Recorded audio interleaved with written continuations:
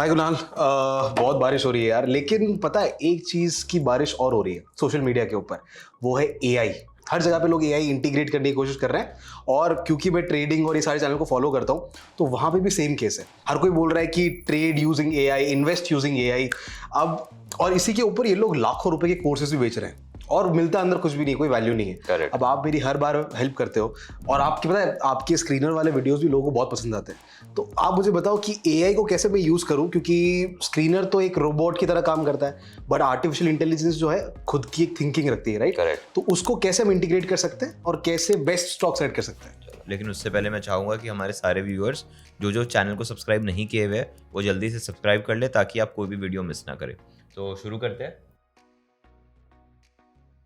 बहुत ही अच्छा सवाल पूछा आपने कि हम एआई को स्क्रीनर बेस्ड वीडियोस में कैसे इंटीग्रेट कर सकते हैं ताकि हमको हर बार फिल्टर सोचने ना पड़े कि ये आरओई लूँ या आरओसी लूँ, ये नंबर ये लूँ, क्योंकि जो ये सारे नंबर्स हमने लिए आज तक वो हमने कोई ना कोई बुक पढ़ के लिए या फिर कोई ना कोई किसी की फिलोसॉफी पढ़ के लिए। For example coffee can strategy है, वो एग्जैक्टली इन्हीं चीज पे बेस्ड है कि फिल्टर्स अगर आप लगाओगे आपको स्टॉक मिलेंगे, पोर्टफोलियो मिलेगा एक स्टॉक का, उसमें आप इन्वेस्ट करोगे तो उसका रिजल्ट कैसा रहेगा। सो हमको बहुत मेहनत करनी पड़ती है फिल्टर्स ढूंढने के लिए। सो एआई क्या कर सकता है, वो काम हमारा आसान कर सकता है। तो चलो एक एक्टिविटी करते हैं, आई थिंक हमारे व्यूअर्स को ये पसंद भी आएगी।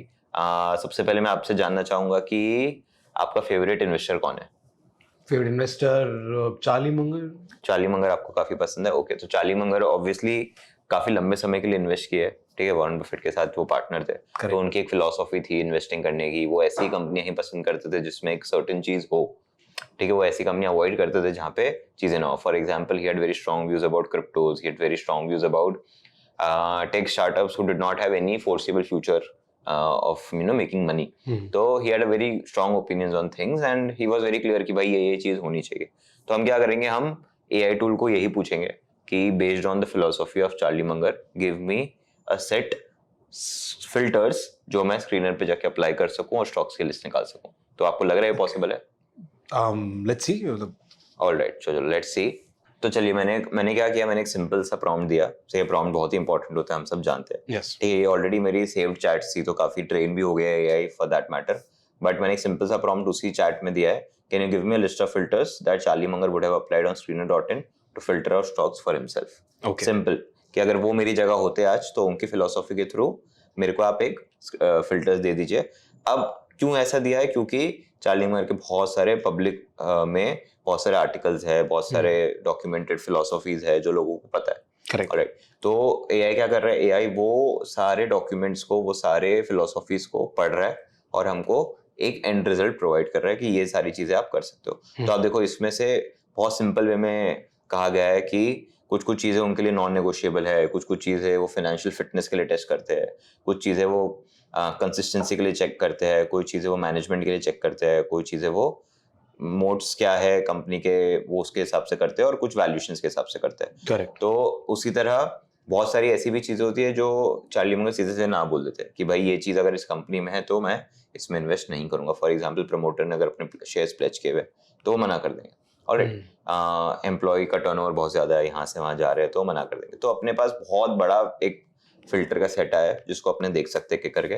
पहला है रिटर्न ऑन इक्विटी का कि 20% से ज्यादा होना चाहिए। जो भी पैसा return on equity, I am hoping हमारे सारे व्यूअर्स को भी क्लियर है, आपको भी क्लियर है कि दो तरह से पैसा आता है कंपनी में, एक डेट की तरफ से आता है और एक इक्विटी की तरफ से आता है। करेक्ट। तो इक्विटी वाला पोर्शन जो प्रमोटर अपना पैसा डालते हैं, पब्लिक अपना पैसा डालती है टू बाय द इक्विटी, उस पे 20% रिटर्न बनना चाहिए। सो बेसिकली नेट प्रॉफिट जो भी आ रहा है डिवाइडेड बाय इक्विटी का जो वैल्यू है वो 20% मेरा बनना ही बनना चाहिए ताकि 4-4.5 साल में पैसा इक्विटी वालों को अपना वापस मिलता जाए। करेक्ट। ठीक है, जो 100 रुपए डाला वो 100 रुपए 4-5 साल में फ्री हो जाए बेसिकली। ठीक है, likewise return on capital employed, ये दोनों के लिए हो गया, डेट वालों के लिए भी हो गया, इक्विटी वालों के लिए भी हो गया, कि उनके पैसों पे कितना कैपिटल पे रिटर्न आ रहा है वो 15% ज्यादा होना चाहिए। सेकंड, थर्ड चीज बहुत अच्छी है, जीपीएम मार्जिन के ऊपर डिस्कस किया गया है। तो जीपीएम मार्जिन एक ऐसी चीज है कोई भी बिजनेस के लिए, अगर वो स्टेबल रहती है या फिर वो बढ़ती जा रही है, मतलब कंपनी के पास कमांड बहुत ज्यादा है। अब जीपीएम मार्जिन का अब ग्रॉस प्रॉफिट मार्जिन कब निकलता है, सेल्स और कॉग्स से निकलता है। सेल्स आपकी प्राइस, क्या प्राइस पे आप बेच रहे हो उससे डिटरमाइन होता है। कॉग्स आपका किस प्राइस पे आप प्रोक्योर कर रहे हो उससे डिटरमाइन होता है। करेक्ट। अगर आपके हाथ में ये कंट्रोल है कि आप किस प्राइस पे बेच रहे हो और आपके हाथ में ये कंट्रोल है कि आप किस प्राइस पे खरीद रहे हो, प्रोक्योर कर रहे हो, तो आपका ग्रॉस प्रॉफिट मार्जिन हमेशा आपके कंट्रोल में रहेगा। अगर मार्केट फोर्सेस आपको प्राइसेस डिटरमाइन नहीं करने दे रहा है तो आपका सेल्स में प्राइस गिर जाएगा, तो उसकी वजह से आपका जो सेल्स है वो कम हो जाएगा। लाइकवाइज अगर आपके पास अपने वेंडर सप्लायर के साथ एक कॉन्ट्रैक्ट नहीं है, वो सब नहीं है, तो आपको जो प्रोक्योरमेंट का प्राइस है वो बढ़ जाएगा, तो अगेन जीपीएम मार्जिन खराब हो जाएंगे। तो जीपीएम मार्जिन एक बहुत इंपॉर्टेंट चीज है कि अपना ग्रॉस प्रॉफिट मार्जिन बहुत सही हो और चीजें स्मूथली वर्क करे। लाइकवाइज मैंने नेट प्रॉफिट मार्जिन का एक कंडीशन लिया हुआ है कि 12% नेट प्रॉफिट मार्जिन जनरेट हो ही हो। इसमें आपके ऑपरेटिंग सारे एक्सपेंसेस और आपके फाइनेंशियल एक्सपेंसेस भी आ जाते हैं। व्हेन आई से फाइनेंशियल एक्सपेंसेस, आपका इंटरेस्ट कॉस्ट है, ये सारी चीजें भी उसमें सीधा सीधा कवर हो जाती है। Correct. So this is the broader idea जहाँ पे हमने ये सारे के सारे P&L की चीजें ली हुई है। बिजनेस क्वालिटी, और देखो यहाँ पे लिखा हुआ भी आ रहा है, these are non negotiable. So if Charlie Munger would have been there today reading the Indian markets, ये सारी कंडीशंस उनके लिए नॉन नेगोशिएबल होती है कि भाई ये कंडीशंस तो होनी चाहिए। लाइकवाइज उन्होंने फाइनेंशियली भी बैलेंस शीट को भी रीड किया है, तो फाइनेंशियली बैलेंस शीट को रीड किया तो देखा है कि डेट टू इक्विटी 0.5 से कम हो, करंट रेशियो 1.5 से ज्यादा हो, कवरेज इंटरेस्ट कवरेज रेशियो 5 से ज्यादा हो, जो कैश है वो टोटल डेट से ज्यादा हो। ये बहुत इंपॉर्टेंट क्राइटेरिया है। कैश टोटल डेट से ज्यादा होने का मतलब क्या हो गया कि आज रिलायंस है, रिलायंस के पास मान लेते 2 लाख करोड़ का डेट है, लेकिन सामने 3 लाख करोड़ का कैश पड़ा है। तो उसका रीजन ये है कि वो अपने कैश पे जो बैंक का जो रेट है 8-9% का, उससे ज्यादा रिटर्न बना सकती है, 15-16%। तो बैंक से और पैसा ले लेती है 8-9% पे, 10% पे, और 15-16% रिटर्न बनाती है। तो बेसिकली पूरे पैसे पे ज्यादा रिटर्न बन पाता है। तो इसमें चार्ली मंगर क्या कह रहे हैं, डेट है कंपनी में, I am okay, but debt को मैं चुटकी में रीपे कर पाऊं उतना कैश होना चाहिए मेरे पास। सो अगर आप एप्पल की बैलेंस शीट खोलोगे तो वो इतनी स्ट्रांग है, तभी चार्ली मंगर, वॉरेन बफेट ने एप्पल जैसी कंपनीज में इन्वेस्ट किया जहां पे ये क्राइटेरिया बहुत इजीली मीट हो पा रही थी। Alright, likewise contingent liabilities less than 10% of net worth. तो कंटिंजेंट लायबिलिटी आपकी क्या हो गई, आपने मार्क कर रखा है कि शायद ही हो सकता है ये इवेंट होने पे। तो मान लेते कोई इवेंट हो गया, कोई लीगल बैटल चल रही है, अगर मैं हार गया तो मेरे को इतना पैसा देना आ सकता है, उसको मैं आज बैलेंस शीट में मार्क करके पहले ही रख रहा हूँ। तो अगर वो नहीं हुए तो वेल एंड गुड, वो मेरा प्रॉफिट हो गया। अगर वो हो गई तो ये मेरी लायबिलिटी, मेरी एक्सपेंस आउट हो जाएगी। तो वो भी कंसिडर कर रहे हैं चार्ली मंगर कि भाई कंटिंजेंट लायबिलिटी ऐसी ना हो कि अचानक से कोई बड़ा सा कॉस्ट आ जाए जिसके से मेरी P&L खराब हो जाए। वो पहले से ही हमने फैक्टरिंग किया हुआ है। वैसे ही अब हमने 2 चीजें देख ली। क्या क्या देखी, पहले हमने बिजनेस क्वालिटी देखा विच वॉज नॉन नेगोशिएबल। ये सारा का सारा बिजनेस क्वालिटी जो था वो आपके P&L के ऊपर था। ये आपका फाइनेंशियल फोर्ट्रेस या फाइनेंशियल पैरामीटर्स आपके सारी बैलेंस शीट के ऊपर थे। करेक्ट। अब आपकी कुछ चीजें आएगी जो आपकी कंसिस्टेंसी बताएगी कि आपके P&L में, आपके बैलेंस शीट में पिछले 4-5 साल से चीजें कैसे कंसिस्टेंटली वर्क कर रही है। तो पहली चीज हो गई, सेल्स की growth rate should be great between 8 to 25%। अब यहाँ पे 8 to 25% क्यों लिखा हुआ है, मैं आपको दोनों कॉन्टेक्स्ट देता हूँ।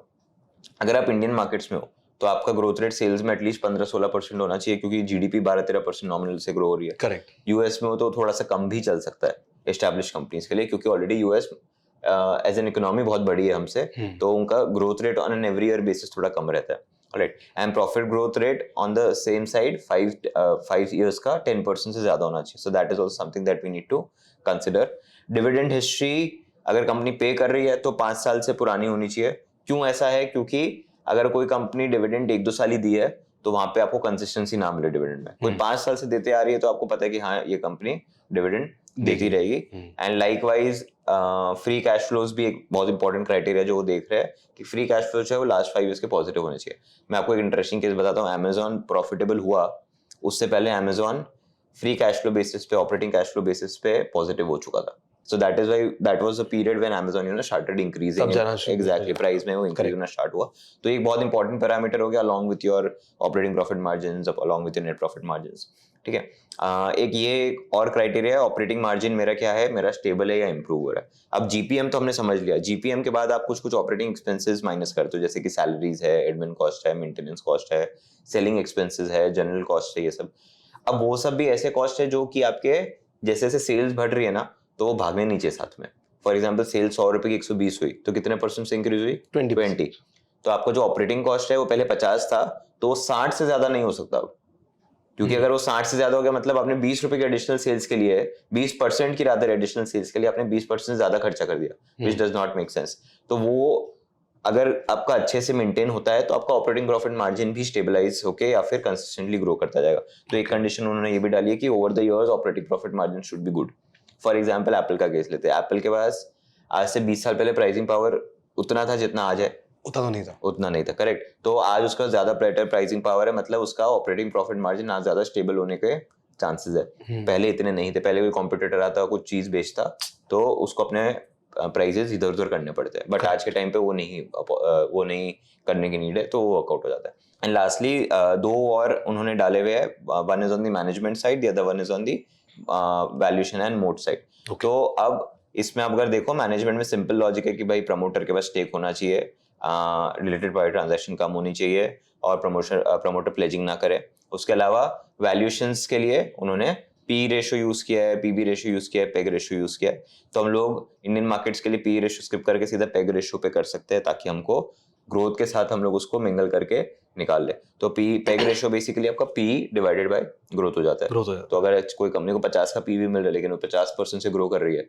तो इट इज स्टिल रीजनेबल, क्योंकि वो एक का पेग रेशो है, जस्टिफाइड है। एग्जैक्टली। तो ये सारी चीजें वो देखते हैं। रेड फ्लैग्स कुछ कुछ यहाँ पे हाईलाइटेड है, जो कि थोड़े से क्या है, सब्जेक्टिव इन नेचर है, क्वालिटेटिव इन नेचर है, जिसमें आपको पढ़ने पड़ेगी चीजें। So what we can do here is the best approach would be, ये सारे ही हम फिल्टर्स कॉपी करें, स्क्रीनर पे पेस्ट करें, और जैसे हम स्क्रीनर पे पेस्ट करें, हम कोई एक लिस्ट ऑफ स्टॉक्स है, उस लिस्ट ऑफ स्टॉक्स में बाकी जो भी फैक्टर्स है जो हम लोग डायरेक्टली फिल्टर आउट नहीं कर पा रहे, उसको हम जाके कंपनी को में जाके पढ़े, और हमको हमारा रिजल्ट फिर और अच्छे से मिल जाएगा। सो दैट इज द आइडिया। ये चीज करके देखते हैं कि फटाफट हम लोग कॉपी पेस्ट करते हैं पूरे और फिर समझते हैं कि कैसे वर्कआउट होता है। अगर आपको ये वीडियो अच्छी लग रही है तो आई एम वेरी श्योर आपको स्टॉक मार्केट वैल्यूएशंस के बारे में सीखने का भी बहुत इंटरेस्ट होगा। सो कब मार्केट्स ओवर वैल्यूड है, कब अंडर वैल्यूड है, कब फेयरली वैल्यूड है, कब आपको मार्केट में पैसा डालना चाहिए, कब आपको मार्केट से पैसा निकालना चाहिए, ये सभी चीज़ आप एक प्रॉपर मेथड के साथ सीख सकते हैं। सो हमने एक कोर्स बनाया है स्टॉक मार्केट वैल्यूएशंस के ऊपर, जहाँ पे हमने सारे इंपॉर्टेंट रेशोज मार्केट के अराउंड कवर किए हैं, चाहे वो पी रेशो हो, पीवी रेशो हो, पेग रेशो हो, केप रेशो हो। उसी के साथ साथ हमने फॉरेन फ्लोज के बारे में भी डिस्कस किया है कि कब फॉरेन फ्लोज मार्केट्स में आ रहे हैं, कब फॉरेन फ्लोज मार्केट से जा रहे हैं, और उसकी वजह से स्टॉक मार्केट के रिटर्न्स पे क्या इम्पैक्ट आता है। And at the very same time इस कोर्स में हमने macro economic factors, macro economic indicators जो हमें बता सकते हैं कि हाँ मार्केट शायद इस पर्टिकुलर डायरेक्शन में जा सकता है, उनके बारे में भी डिस्कस किया है। तो आप इस पर्टिकुलर कोर्स का लिंक डिस्क्रिप्शन बॉक्स में चेक कर सकते हैं, और आप मेक श्योर करिएगा कि वीडियो एंड होने के बाद आप इस कोर्स को डेफिनेटली चेकआउट करें। और मीनवाइल चलिए हम इस वीडियो की तरफ वापस चलते हैं और समझते हैं कि स्क्रीन कैसे बना सकते हैं। तो अंश, हमने बना लिया पूरा स्कैनर बनाने के लिए ऑब्वियसली सारे फिल्टर्स तो हम डाल नहीं पाए, क्योंकि स्क्रीनर सारे फिल्टर्स एक्सेप्ट नहीं करता है। बट जो हम फिल्टर्स डाल पाए, हमने सारे फिल्टर्स यहाँ से वहाँ डाले हैं। ऑलराइट, और हमारे पास एक बहुत ही अच्छी लिस्ट ऑफ फिल्टर्स आए हैं। रिटर्न ऑन इक्विटी पे आया, कैपिटल एम्प्लॉयड पे आया, ग्रॉस प्रॉफिट मार्जिन पे आया, नेट प्रॉफिट मार्जिन पे आया, debt to equity, current ratio, coverage ratio, cash equivalent, sales growth, profit growth, free cash flow, promoter holding, PEG ratio, market capitalisation. हमने सारे के सारे फिल्टर्स डाले। क्या आप गेस कर सकते हो कितने नंबर ऑफ स्टॉक्स आए होंगे? आई थिंक इसमें वो नॉन नेगोशिएबल्स वाले तो सारे के सारे आ गए। एग्जैक्टली, नॉन नेगोशिएबल हमने मोटा मोटी सारे डाल दिए। एक बार चेक भी कर लेते हैं हम। ऑब्वियसली यस, हमने सारे डाल दिए। खाली हमको एक चीज जो चेक करनी रहेगी, वो ये चेक करनी रहेगी कि ऑपरेटिंग कैश फ्लो जो है वो नेट प्रॉफिट से ज्यादा हो पिछले 12 महीने में। तो हमको सारी कंडीशन नॉन नेगोशिएबल मैच हो जाएगी। बट आई थिंक जो नंबर ऑफ कंपनीज आई होगी उसमें ये चीज होगी, बिकॉज बाकी पैरामीटर्स बहुत ज्यादा स्ट्रॉन्ग है। But yes, can you guess कि कितने नंबर ऑफ स्टॉक्स आए होंगे? इंडिया में 5-6 हजार स्टॉक्स लिस्टेड है, और एक बेसिक सी फिल्ट्रेशन के थ्रू कितने हमारे को profitable companies with good track record तो कुछ 50 तो होंगी। बिल्कुल गलत, बहुत दूर हो आप। आंसर है 16। Only 16 stocks we have gotten, जिसमें तो अभी मैंने चार्ली मुंगर साहब की और कंडीशंस डाली भी नहीं है। तो निफ्टी 50 के स्टॉक्स भी नहीं आए? निफ्टी 50 के भी काफी स्टॉक्स आए होंगे। सो एक सेकंड चेक कर लेते। नहीं, निफ्टी 50 का मेरे को एक भी स्टॉक नहीं दिखता है। क्या आप मान सकते हो? एक भी स्टॉक निफ्टी 50 को बिलोंग नहीं करता है। श्रीराम हो गया, तिलक नगर हो गया, बाई चांस कोई मिस हो रहा तो अलग बात है, बट अभी एक भी स्टॉक मुझे निफ्टी 50 का नहीं दिख रहा है। सो that is the beauty of filtering out and then researching stocks based on this. तो चार्ली मंगर अगर इंडिया में होते और बाकी सारे फिल्टर्स भी लगाने लग जाते, तो मेरे को लगता है 2-3 स्टॉक के अलावा वो कुछ बाय नहीं करते इंडिया में। तो जब लोग कहते हैं कि इंडियन मार्केट बहुत महंगे है, तो शायद ये एक रीजन है कि फंडामेंटल्स के सामने जो वैल्यूएशंस पे कर रहे हैं वो थोड़ा सा महंगा है इंडियन मार्केट्स में। So that is the case. But yes, we have gotten these many stocks. अब एक और एक्टिविटी मुझे एआई के साथ करनी है जो अपने समझते हैं। आप मुझे बताइए, इनमें से कौन सी ऐसी कंपनी जिनका बिजनेस मॉडल आपको नहीं पता है? जीना सीखो, आई थिंक ये जीना सीखो। ओके, ऑब्वियसली जीना सीखो नाम, जीना सीखो लाइफ केयर है, तो हेल्थ केयर में हो सकती है कंपनी। चलो एक बार समझते हैं कि जीना सीखो life care. Please explain the products of this company and how it makes revenue. AI से ही पूछते हैं, ठीक है, बेसिक बिजनेस मॉडल तो समझ लेते हैं, 16 कंपनियां जो आई है उनमें से एक कंपनी का समझ के देखते हैं कैसे वर्कआउट हो रहा है। श्योर। ऑलराइट, हमारे को आने लग गया। Alright, okay, so yes we have gotten, ऊपर बेसिक ओवरव्यू है, यहाँ पे बिजनेस कैसे रेवेन्यू बना रहा है वो है। तो दो मेन स्ट्रीम्स है, core streams, Ayurveda health care and Ayurveda health care products. तो एक सर्विसेज दे रहा है और एक में वो लोग प्रोडक्ट बेच रहे हैं। सर्विस सेगमेंट 43% है और बाकी का उनका जो पैसा आ रहा है 57% वो कहाँ से आ रहा है, प्रोडक्ट से आ रहा है, मेडिसिन और यहाँ सबसे।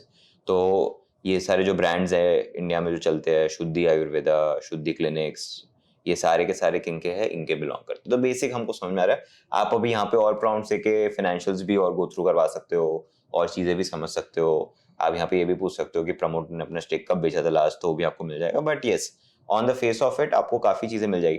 अब हमने जब इनफैक्ट फिल्ट्रेशन भी बनाया था तो हमने चार्ली मंगर का कोटेशन लेके बनाया था कि उनको क्या कैसे चाहिए रहेगा। अगर आप कोई स्टाइल ऑफ इन्वेस्टिंग में फिल्टर बनाना चाहते हो यूजिंग क्लॉड और एनी अदर एआई टूल, तो वो आपको करके दे सकता है। आपको कौन सी इन्वेस्टिंग स्टाइल पसंद है फॉर एग्जांपल, मतलब ग्रोथ या मोमेंटम Exactly, या वैल्यू हाँ, वाला, हाँ। राइट। तो ये तीनों हो सकती है। इसके अलावा कोई और इन्वेस्टर जो मुझे पसंद हो, थोड़ा फेमस वगैरह हो, उनके स्टाइल भी हम रेप्लिकेट कर सकते बिल्कुल बिल्कुल। आप इंडियन इन्वेस्टर, फॉरेन इन्वेस्टर्स जिन्होंने पब्लिकली कुछ भी अपनी फिलोसॉफी के बारे में बताया है, तो उस फिलोसॉफी को कैसे क्वांटिटेटिव पैरामीटर्स में कंस्ट्रक्ट करके, कैसे फिल्टर करके, कैसे स्टॉक्स निकाल सकते हैं, वो इसके थ्रू पॉसिबल है। तो अगर आपको ये भी चाहिए कि मुझे 10 ऐसे फिल्टर्स दो जो मैं ग्रोथ इन्वेस्टिंग में लगा सकूं, तो आपको मिल जाएंगे। 10 ऐसे फिल्टर्स जो मैं गार्प इन्वेस्टिंग में लगा सकूं, तो भी आपको मिल जाएंगे। 5 ऐसे फिल्टर जो मैं सिर्फ वैल्यू इन्वेस्टिंग में लगा सकूं, तो भी आपको यहाँ पे मिल जाएंगे। इतना रिलायबल है ये? यस, इसलिए रिलायबिलिटी में मैं हमेशा क्या कहता हूँ कि आपको ये स्टॉक्स मिले। अब यहाँ से जो 16 स्टॉक्स है उसकी स्टडी तो आपको ही करनी है। अब उस स्टडी में आप कितना एआई को यूज करते हो, कितना नहीं करते हो, आपके ऊपर है। मैं रेकमेंड करूँ कि ज्यादा से ज्यादा करो। आप यहाँ से एटलीस्ट कहाँ से बिजनेस आ रहा है, कौन से प्रोडक्ट से बिजनेस आ रहा है, प्रमोटर के पास स्टेक कितना है, कितना बेचा, कितना खरीदा उन्होंने स्टेक, कितना प्रॉफिट मार्जिन निकल रहा है कौन से प्रोडक्ट से। जो ये बेसिक ऊपर की रिसर्च होती है वो तो पूरी की पूरी आप एआई के थ्रू कर सकते हो वंस यू फिल्टर आउट दो 16 स्टॉक्स।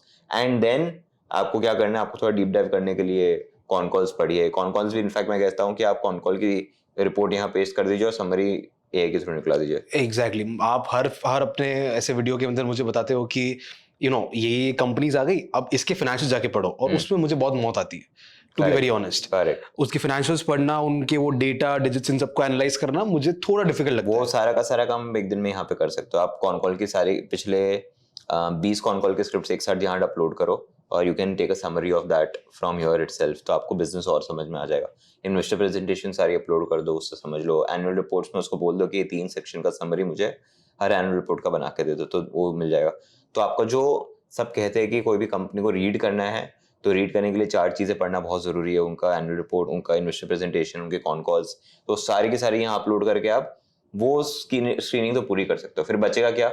बचेगा आपका मैनेजमेंट को एनालाइज करना, बचेगा आपको शायद बहुत बड़ा पैसा डालना तो प्लांट विजिट करना, ऑफिस विजिट करना, वो सारी चीजें बचेगी, विच इज वेरी इंटरेस्टिंग। अगर इन्वेस्टिंग रिसर्च के पूरे चीजों को देखा जाए तो ये चीज लोगों को बोरिंग लगती है, लेकिन प्लांट विजिट करना, मैनेजमेंट से बात करना, ये सारी चीजें लोगों को ज्यादा इंटरेस्टिंग लगती है। करेक्ट। तो ऑटोमेटिकली वो काम जो बोरिंग है वो काफी आपका एआई करके दे रहा है। मतलब आपको जो पहले 1000 पेज पढ़ने थे आज वो 25, 30, 40 पेज पे आ जाता है, तो ऑटोमेटिकली वो कम हो रहा है। और साथ ही साथ तो आप एक महीने में पहले एक कंपनी पढ़ पा रहे थे, तो आज शायद एक महीने में आप 2 या 3 कंपनी पढ़ पा रहे हो। सो that is the beauty of using AI. हमने दोनों पार्ट इसमें समझने की कोशिश की, कैसे आप फिल्ट्रेशन के थ्रू स्टॉक स्क्रीनिंग भी कर सकते हो एआई की हेल्प से, और बाद में स्टॉक्स आ जाए तो उनको पढ़ भी कर सकते हो। तो एक बेसिक सा एआई टूल यूज किया हुआ है। हालांकि एआई के बहुत ज्यादा एप्लीकेशंस है compare to what we used, but to begin with I think this is a very good head start. And next video में हम लोग क्या करेंगे, हम लोग एआई को एक सेट ऑफ फिल्टर्स देंगे और हम बोलेंगे कि आप 2015 में अगर ये फिल्टर्स लगाते तो कौन से स्टॉक्स आते, और उससे एक पोर्टफोलियो बनाएंगे और देखेंगे कि आने वाले 10 साल में वो स्टॉक्स ने कैसा परफॉर्म किया। तो बैक टेस्टिंग भी हो जाएगी। एग्जैक्टली, बैक टेस्टिंग भी हो जाएगी। तो एक बार आई थिंक एक एक्टिविटी करवा देते हैं यूजर्स से, सबको बोल देते हैं कि आप फटाफट नीचे जाके बैक टेस्ट कमेंट कर दो, तो हम आपके लिए वीडियो ले आएंगे जहाँ पे ये जो कंफ्यूजन चल रहा है हमारे स्क्रीनर बेस्ड वीडियोस में कि जो भी हमने स्क्रीन्स बनाए हैं वो तो आज के हिसाब से आ रहे हैं, वो कंपनी क्या आने वाले 5 साल में इतना कंसिस्टेंटली फंडामेंटली स्ट्रांग रहेगी या नहीं रहेगी, वो हमको जानना है, और उनका परफॉर्मेंस कैसा रहेगा वो जानना है। तो what we will do here is, हम लोग एआई को बोलेंगे कि ये सारे फिल्टर्स हैं हमारे, 2015 में आप जाओ, उसमें सारे फिल्टर्स लगाओ, स्टॉक्स निकालो, उस समय फिर पोर्टफोलियो बनाओ और पोर्टफोलियो बना के बताओ कि बेंचमार्क के सामने वो कैसा परफॉर्म कर रही है. So will get a better idea कि एक्चुअली में वेदर दिस थिंग वर्क्स और not. Correct. And again to be very clear, ये पूरा का पूरा हमने जो डिस्कशन किया है, I think it is very very strictly educational based. Correct. ये आपको गाइड करने के लिए है, ना कि कौन सी कंपनी हमने निकाली, ट्रेड रिकमेंडेशंस के लिए. ना कि ये जो कंपनी हमने निकाली वो आपको बाय करनी है. मतलब it is very simple as that. So please do not take it as recommendation. It is purely for educational purposes. And we are hoping कि आपको हमारी ये जो सीरीज है ये बहुत पसंद आ रही है. और अगर आप चाह रहे हो कि हम आगे सेम वीडियो बैक टेस्ट करके ही बताएं, तो फटाफट कमेंट सेक्शन में जाके बैक टेस्ट आप लिख दीजिए. आई थिंक दुनिया के आधे एनालिस्ट बोल रहे होंगे मैं क्या करूँ, जॉब छोड़ दूँ. But anyways, thank you so much Kunal. I think ये एआई वाला जो आपने बताया, आई थिंक मेरी तो बहुत हेल्प करेगा, जो मेरे थोड़े आलसी लोग हैं उनकी. बट एआई को और कैसे इंटीग्रेट कर सकते हैं, उन सबके भी बहुत सारे सवाल होते हैं लोगों के. सो अगर आपके भी ऐसे कोई सवाल है, let us know in the comment section below, और हम उसके ऊपर कुणाल के साथ वीडियो लाने की कोशिश करेंगे. एंड ये वीडियो आपको कैसा लगा वो भी मुझे कमेंट्स में बताइए. और ऐसे ही और इन्फॉर्मेटिव कंटेंट के लिए देखते रहिए अपसर्च को. सब्सक्राइब कर दो, लाइक कर दो, शेयर कर दो इस वीडियो को. और अगर आपको ये वीडियो पसंद आया है तो आपको ये वाला वीडियो भी जरूर देखना चाहिए, जहां पर हमने बहुत इंटरेस्टिंग कॉन्सेप्ट की बात की. You guys will love it. और हम मिलते हैं आपसे ऐसे ही इन्फॉर्मेटिव कंटेंट के साथ. Till then keep learning, keep trading and investing with Upsearch. अब तो एआई को भी इंटीग्रेट कर सकते हो. गो.